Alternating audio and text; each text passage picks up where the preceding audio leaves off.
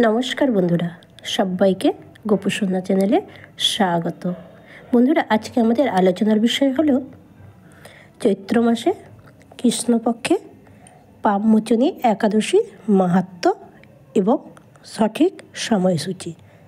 চলুন বন্ধুরা জানা যাক। 11ই চৈত্র 25শে মার্চ মঙ্গলবার, ওই দিন হচ্ছে গোস্বামী মতে পাপমোচনী একাদশীর উপবাস। 12ই চৈত্র 26শে মার্চ মঙ্গলবার নয়, বুধবার নিষ্কাম মতে পাপমোচনী একাদশীর উপবাস। বন্ধুরা, আমাদের সঠিক তারিখটা জানা গেল। এবার চলুন চৈত্র মাসে কৃষ্ণপক্ষের পাপমোচনী একাদশীর মাহাত্ম্য বা ব্রতকথা। এই একাদশীর কথা ভবিষ্যৎ পুরাণে বর্ণিত রয়েছে।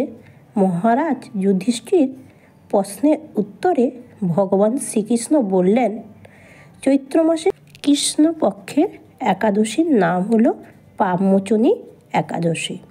নরপতি মান্ধাতার প্রশ্নের উত্তরে মহর্ষি লোমেশ এই একাদশীর মাহাত্ম্য কীর্তন করলেন। এই একাদশীতে সকল পাপ ও পিশাচত্ব নষ্ট হয় আর অষ্টসিদ্ধি আদি শুভ ফলের প্রকাশ হয়। স্বর্গের ধনপতি কুবেরের চৈত্ররথ নামে এক মনোহর পুষ্পদান ছিল। তথায় চির বসন্ত বিরাজ করতেন সেই পুষ্প উদ্যানে। ইন্দ্র দেবকন্যাগণের সঙ্গে ক্রীড়া করেন। মেধাবী নামক এক শিবভক্ত বহুকাল তপস্যায় রত ছিলেন। অপ্সরাগণ তাকে মোহিত করবার জন্যে বারে বারে সেখানে যেত। তাদের মধ্যে মঞ্জু ঘোষ তার প্রণয় সন্ধানের চেষ্টা করত। একদিন সেই মেধাবীর কাছাকাছি বসে নানা ভঙ্গি করে বীণা বাজিয়ে মধুর সুরে গান গাইতে লাগলেন। তখন কামদেব সেই মুনির শরীরে প্রবেশ করলেন। তাতে মুনি কাম পরবশ হয়ে মঞ্জু ঘোষের সঙ্গে বহুদিন কাটালেন।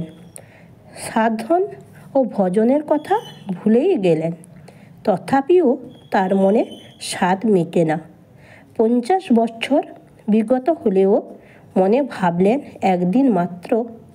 তারপর একদিন মঞ্জু ঘোষ বলল, এবার আমি গৃহে ফিরে যাব, অনুমতি দিন। তখন কামাসক্ত মুনি বললেন, যতক্ষণ আমার সন্ধ্যা বন্দনা শেষ না হয় ততক্ষণ আমার কাছে থাকো। অপ্সরা বলল, বহুদিন গত হলো, এতদিন এইসব তো তুমি কিছুই করলে না। মুনিবর চমকে উঠল তার কথা শুনে। ক্রোধে রেগে তাকে বললেন, তোর সঙ্গে কামরসে আমার এতকাল গেল, কেবল লাভ হলো মহাপাপ ভার। সাধন ভজন ত্যাগ করে তপস্বী জীবনে সর্বনাশ হলো।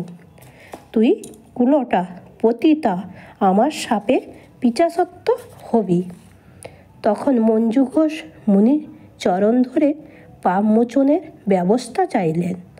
তিনি বললেন, চৈত্র মাসে কৃষ্ণপক্ষে একাদশী ব্রতে সকল পাপ মোচন হবে। তাই এই দিন উপবাস থেকে ব্রত পালন করবেন। এইরূপ উপদেশ দিয়ে মুনিবর পিতার আশ্রমে গিয়ে তাকে নিজের তপভঙ্গ পাপের কথা জানালেন। তার পিতা বিধান দিলেন, পাপমোচনী একাদশী চৈত্র মাসে কৃষ্ণপক্ষে ব্রতভঙ্গ পাপনাশ করতে সমর্থ। তুমি উক্ত ব্রত পালন করো। পিতা দেওয়ার বিধান মতো মেধাবী মুনি যথাযথভাবে সেই ব্রত পালন করে পাপ ক্ষয় করলেন। মঞ্জু ঘোষও উক্ত ব্রত পালন করে পিশাচত্ব মোচন করে দিব্যরূপ ধারণ করল। ব্রহ্মহত্যা, ভ্রূণ হত্যা, গুরুপত্নী হরণ প্রভৃতি সকল উৎকৃষ্ট পাপ এই ব্রত সাধনে বিনাশপ্রাপ্ত হল। পাপমোচনী ব্রতকথা পাঠ বা শ্রবণ বা কীর্তনে গো সহস্র দানের ফল লাভ করা যায়। তাহলে এই পাপমোচনী একাদশী আমাদের সকলকে করা একান্তভাবে উচিত।